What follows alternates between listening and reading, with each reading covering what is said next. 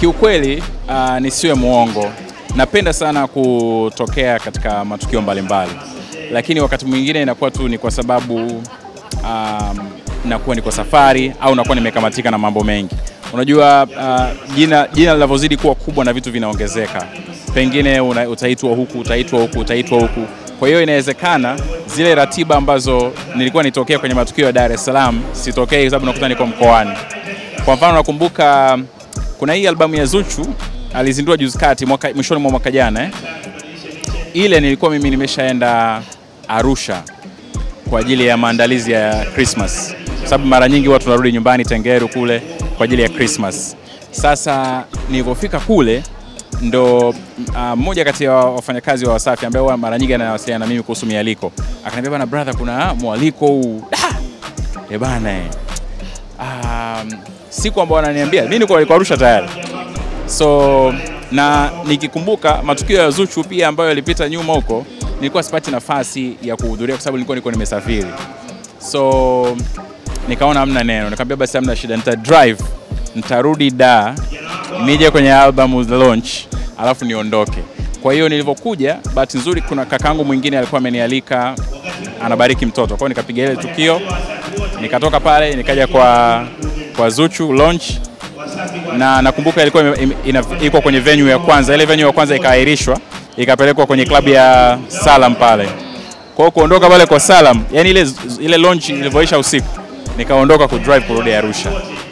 Kwa hiyo ni drive yani kwa ajili tu nisikose hiyo launching ya Zuchu, kwa sababu sijawahi kuhudhuria matukio yake mengine. Nikasema pengine anaweza akajisikia vibaya sana huyu mtu ukimwalika atokee. Lakini kumbe wakati mwingine tu ni ratiba zinaingiliana. Kutoboa kwenye maisha inawezekana ikawa rahisi sana, lakini ugumu, je, unaweza maintain? Moja kati ya watangazaji ambao toka tumeanza kumuona he's still doing good, hapa namzungumzia Millard Ayo, na kuna namna ambayo sisi tunatamani kujua siri ni gani. Yani mpaka leo hii toka ameanza kufanya kazi ya utangazaji till today, ukienda kwenye social media anafanya poa sana. Lakini pia napokubwa kuliko kutoka kwa Millard Ayo, sio mtu ambaye unaweza ukajua maisha yake binafsi. Yani ana followers milioni 10 nadhani kwenye Instagram page yake, lakini ni ngumu sana kujua what's going on behind that page, behind the cameras, behind maisha ya Millard Ayo. We don't know ana date nani, anakula nini asubuhi, mtaa gani anaoishi. Wakati mwingine hata gari yake anayoendesha ni ngumu, lakini ukija ukiangalia kwenye mastaa wengine, we know a lot. But anyways, Millard huyu hapa. Okay, naweza nikasema ni labda ni mimi tu nilivyo, yani nilivyo labda pengine, yeah, lakini nitajitahidi kuwaonesha. nitajitahidi kuwaonesha, nitajitahidi of course. Japokuwa lakini huwa napendelea, kwa mfano kama wewe ni girlfriend wangu, nitapendelea wewe uridhie. Kama ni kutokea kwenye mitandao, ukiridhia wewe, I don't have a problem with it. Yani sina neno. Sio kwamba unaficha. Sio kwamba naficha. Jamani, Millard hafichi wapenzi au hafichi mpenzi wake. Ina maana inawezekana kwamba mkeo hajaridhia tu kwa public. Yeah, inawezekana. Mimi kusema kweli, haimaanishi kwamba nimepita kwenye relationship nyingi, lakini girlfriends wangu wote hawakuwahi kupenda kuwa public. Yeah, hawakuwahi kupenda kuwa public. Kuna siku tutaiongea kwa urefu zaidi. Kwa sababu tuko kwenye sehemu ya mahusiano, mimi wallahi nafanya kwa ajili ya Watanzania, kwa sababu hili ni swali ambalo nadhani Watanzania wengi wamekuwa wakiuliza. Millard, umefanya kazi na Minali. Watu wengi wamekuwa wakiona kwamba pengine nyinyi mlikuwa kwenye mahusiano ama mpo kwenye mahusiano. Ni kweli Millard, mlikuwa kwenye mahusiano na Minali? Jibu moja tu, Mina ni dada yangu. You guys never dated? Mina ni dada yangu, Mina ni my best friend. Yani Mina ni mtu ambaye mwanzoni tulianza kwa kazi, lakini katikati tukaanza, baada ya kazi kutukutanisha, tukajikuta automatic tu, wala hatujaforsiwa wala hatujajiforce, tumekuwa best friends. Katikati kuwa best friends, tukazidi kuwa ni zaidi ya best friends. Yani tukazidi kuwa ni watu ambao tumeshibana sana. Labda pengine ile katika kushibana sana ndio kumefanya labda watu waone kama labda hawa ni wapenzi.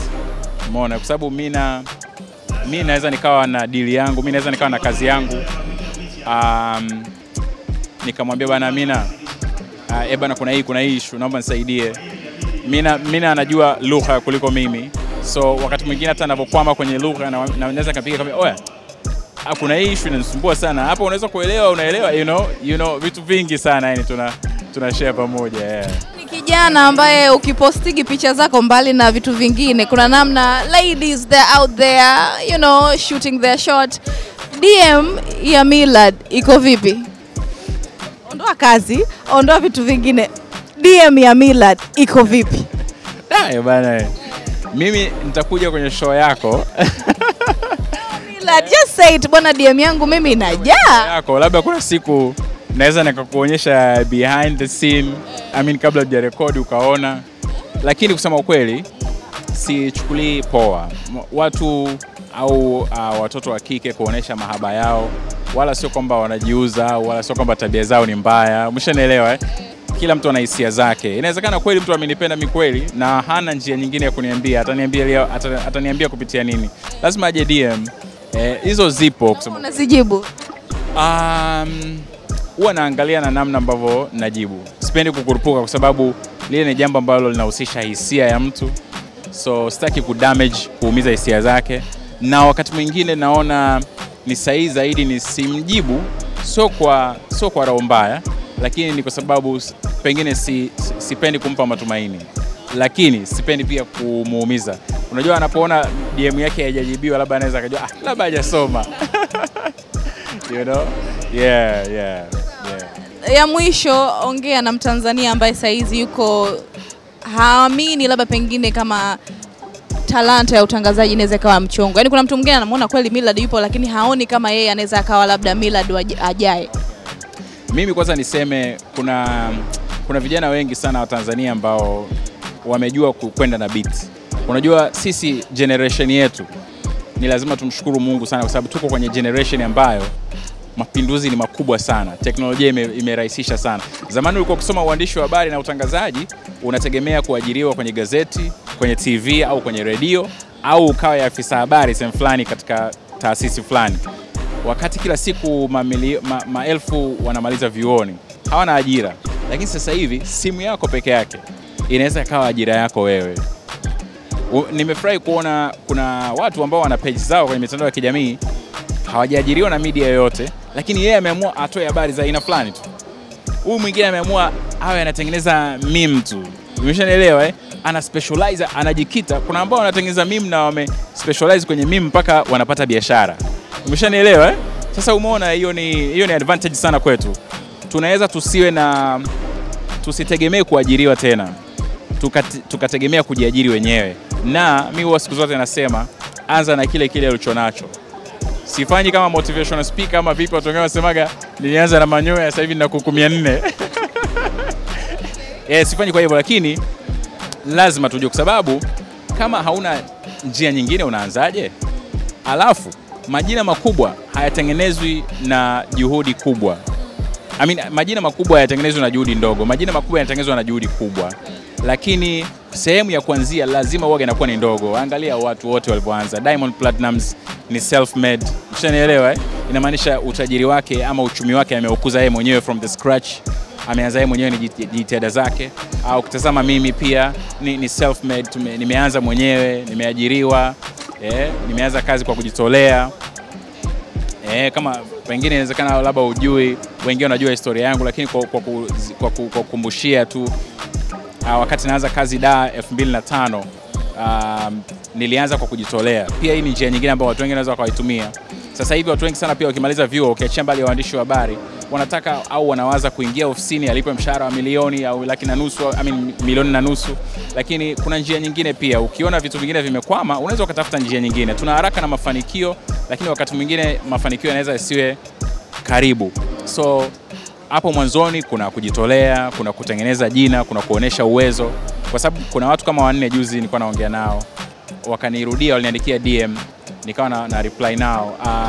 Wao walisikia kwenye interview yangu moja nilisema ukipata nafasi ya kujitolea ni sawa, kwa sababu ofisi nyingi kama umetoka fresh from school hawakujui sana, watakwambia bana sisi hatuna nafasi ya kuajiri. Lakini ukiomba kujitolea unaweza kupiga kazi, unaonesha uwezo. Siku mfanyakazi kaumwa, sio nani kaumwa bana, wewe mshika fanya hivi, wewe unaua. Ukiua pale, hata kama yule mfanyakazi akirudi, pengine inawezekana uko umemzidi skills, inawezekana umemzidi kufanya kazi vizuri. So bosi mzuri yoyote, bosi ambaye yoyote anajua watu, akikuona unapiga njaa haizi kukuacha. Kwa hiyo taratibu unaanza kuingia kwenye mfumo. Kwa hiyo sio lazima uingie kwenye mfumo kwa kupewa ajira siku ya kwanza. Kwa hiyo hata mimi nilipotokea 2005 wakati nimeanza kazi nilianza kujitolea, na bosi aliniambia bana sisi hapa hatuna hela ya kukulipa. Lakini nilipoanza kujitolea mwezi mmoja tu, hakuisha mwezi, wenzangu ambao wanajitolea walikuwa wanakuja ofisini mara 2 kwa wiki, mara moja. Mimi nikawa nakuja siku 6 za wiki, yani mpaka Jumamosi, Jumapili tu ndo siji. Na bosi alikuja kuniona Jumamosi nimekuja ofisini, akaniambia wewe mzee wa Kibaha, kwa sababu nilikuwa nakaa Kibaha nafanya kazi Kurasini mbali. Akaniambia bana inabidi unione kila Ijumaa ndio niwe naenda ananilipa. Kwa hiyo umeona haikuchukua muda, haikuchukua mwezi, haikuchukua miezi miwili nikaanza kulipwa shilingi 5,000, japokuwa ilikuwa ni 5,000 kwa wiki kwa mwaka wa kwanza, ambao ni sawa na shilingi 20,000 kwa mwezi. Mwaka wa pili nikaongezewa, nikawa nalipa shilingi 10,000 kila wiki kila Ijumaa, ikawa ni kama 40,000 kwa mwezi. Mwaka wa tatu nikaongezewa shilingi 5,000, ikawa 15,000 kwa wiki, ambao ni sawa na shilingi 60,000 kwa mwezi. Kwa hiyo katika miaka mitatu sikuwahi kufikisha hesabu ya shilingi 100,000 kwa mwezi. Lakini ile ilinitengenezea uzoefu, ilinipa nafasi ya kuonesha uwezo na kujifunza zaidi, lakini pia kitu kikubwa sana ilinipa network, nilijuana na watu. Na hicho ndio kilichoniondoa mimi pale kunipeleka ITV, nikapanda ngazi ya ITV wakaniona. ITV nilifanya kazi miaka 2, Clouds wakaniona wakaniita Clouds. Ushanielewa?